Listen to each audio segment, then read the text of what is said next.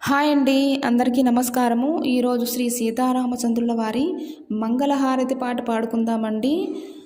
రామచంద్రాయ జనకరాజజ మనోహరాయ మామకాభీష్టదాయ మహితమంగళం కోశలేశాయ మందహాసదాసపోషణాయ వాసవాది వినుత సద్వరాయ మంగళం చారు కుంకుమోపేత చందనాది చర్చితాయ హారకటక శోభితాయ భూరి మంగళం రామచంద్రాయ జనకరాజజ మనోహరాయ మామకాభీష్టదాయ మహితమంగళం లలితరత్నకుండలాయ తులసీవనమాలికాయ జలజసదృశదేహాయ చారుమంగళం దేవకీ పుత్రాయ దేవదేవోత్తమాయ చాపజాత గురువరాయ భవ్యమంగళం రామచంద్రాయ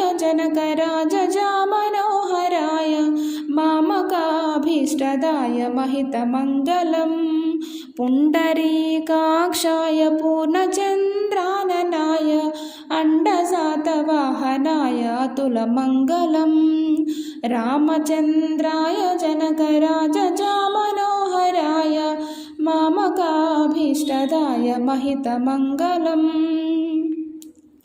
విమలరూపాయ వివిధ వేదాంతవేద్యాయ